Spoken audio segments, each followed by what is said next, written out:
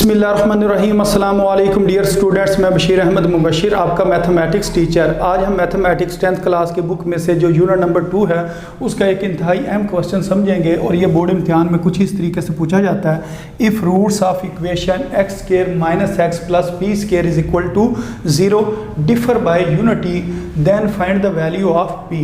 एक उन्होंने इक्वेशन दी हुई है और वो कह रहे हैं इस इक्वेशन के जो रूट्स हैं वो डिफर बाय यूनिटी हैं। डिफर बाय यूनिटी का मतलब ये होता है, डिफर का मतलब होता है माइनस आपने करना और क्या माइनस करना है, यूनिटी को माइनस करना है। यूनिटी कहते हैं वन को, कि जो आपस में जो रूट्स होंगे इनके दरमियान जो फ़र्क होगा वो वन का फ़र्क होगा, यानी कि -1 करना है। तो आम तौर पर जो हमारे पास रूट्स होते हैं वो अल्फ़ा और बीटा होते हैं, तो अल्फ़ा को आपने अल्फ़ा ही लिखा रहने देना है, लेकिन जो आपके पास बीटा है यानी कि जो दूसरा रूट है आपने पहले में से डिफ़र करना है। कितना करना है? यूनिटी को डिफ़र करना है। तो ये पहला रूट दोबारा लिखा, डिफ़र का मतलब माइनस, तो हमने माइनस किया, यूनिटी का मतलब वन को माइनस कर दिया। तो इसका मतलब ये हुआ कि जो दूसरा रूट है हमारा यानी कि जो बीटा है, अब बीटा की जगह पर हमने क्या लिखना है? डिफ़र बाय यूनिटी यानी कि -1 लिखना है और उसके शुरू में क्या लिखना है? अल्फ़ा। तो ये पहले रूट से कितना डिफ़र कर रहा है? यूनिटी डिफ़र कर रहा है। तो ये आपने याद रखना है, अल्फ़ा की जगह पर आप अल्फ़ा ही लिखा रहना देंगे और जहाँ पर बीटा लिखा होगा जिन फार्मूलों के दरमियान, तो उस जगह पर आपने क्या करना, बीटा की रिप्लेस कर देना, किससे? अल्फ़ा -1 से रिप्लेस कर देना। इसी तरह एक क्वेश्चन है जो इसके बिल्कुल साथ है, नेक्स्ट इसके जो क्वेश्चन है बुक के अंदर, उसके अंदर वो कह रहे हैं डिफ़र बाय 2।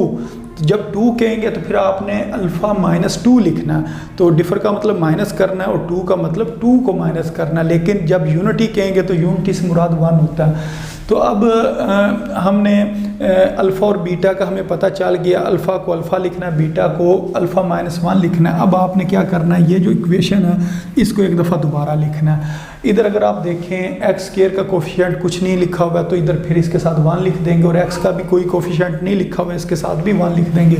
ये बन जाएगा 1x square minus 1x plus p square is equal to 0। इसको हमने कंपेयर करना स्टैंडर्ड क्वाड्रेटिक इक्वेशन से। तो अब हम अगर देखें एक्स स्क्वायर के इधर a लिखा हुआ है, इधर 1 लिखा हुआ है, तो इसका मतलब a किसके बराबर है? 1 के बराबर है।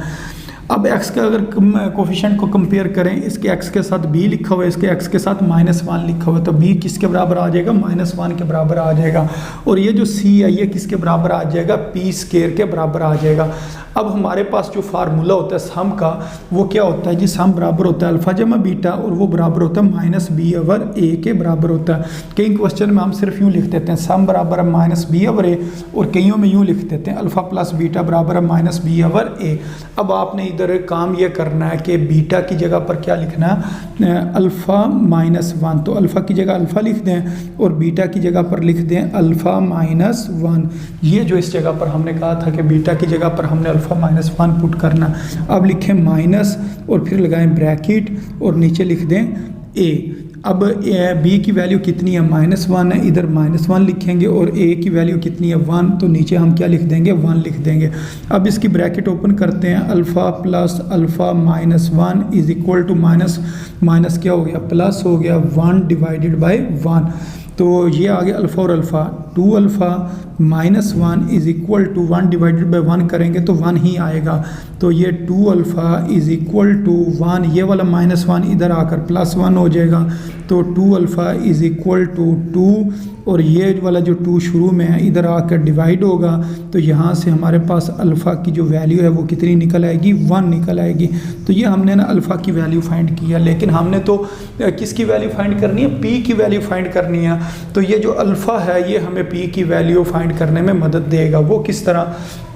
हम लिखेंगे कि प्रोडक्ट हमारे पास किसके बराबर होता है? अल्फ़ा बीटा, और वो किसके बराबर होता है? c/a के बराबर होता है। अब अल्फ़ा की जगह पर मैं अल्फ़ा की वैल्यू लगा देता हूँ ब्रैकेट लगा के, और बीटा की जगह पर भी मैं बीटा की वैल्यू लगानी है ब्रैकेट के अंदर। वो क्या आ जाएगी? अल्फ़ा -1 और ये किसके बराबर है? c/a। तो c किसके बराबर है जी? p स्क्वायर के बराबर है। तो इधर हम लिख देंगे p स्क्वायर और a की जगह पर हमने क्या लिख देना है? a की वैल्यू लिख देनी है। तो a की वैल्यू कितनी है? 1 है। तो इस जगह पर हम क्या लिख लिख देंगे 1 लिख देंगे। अब अगर इनको मैं मल्टीप्लाई करूँ, इस अल्फ़ा को अंदर दोनों टर्म्स के साथ मल्टीप्लाई करूँ, ये बन जाएगा alpha square minus alpha is equal to p square. नीचे वाला 1 लिखने की ज़रूरत नहीं है। अब मैं इधर वैल्यू पुट करता हूँ अल्फ़ा की। अल्फ़ा किसके बराबर है? Put alpha is equal to 1 के जो अल्फ़ा की वैल्यू 1 है वो इसमें पुट करते हैं, यानी कि ये जो हमने इधर वैल्यू निकाली थी, तो हम लिखेंगे 1 का square minus 1 is equal to p का स्केयर। 1 का स्केयर 1 नहीं होता है, -1 इज़ इक्वल टू पी का स्केयर। 1 माइनस 1 कितना हो गया? 0 इज़ इक्वल टू पी का स्केयर हो गया। अब हमने क्या करना है, इस जगह पर हम लिखते हैं जी taking square root on both side. क्या हमने दोनों तरफ स्केयर रूट ले लेना है? Taking square root on both side, के दोनों तरफ स्केयर रूट लेने से ऑन बोथ साइड। तो 0 is equal to p square, इधर भी स्केयर रूट ले लिया, इधर भी स्केयर रूट ले लिया। स्केयर रूट और स्केयर कैंसिल हो गए, 0 का स्केयर रूट 0 ही होता है। यहाँ से पी का हमारे पास आंसर कितना निकल आया? 0 हमने फाइंड कर लिया। तो ये पी का आंसर है। तो जो उन्होंने क्वेश्चन में कहा था कि पी की वैल्यू फाइंड करें, तो ये हमने इसकी वैल्यू फाइंड कर ली है। तो उम्मीद है आपको इस क्वेश्चन की समझ भी आ गई होगी कि किस तरीके से हमने पी की वैल्यू फाइंड किया। तो अपनी दुआओं में याद रखें। अस्सलामु अलैकुम वरहमतुल्लाहि वबरकातुहू।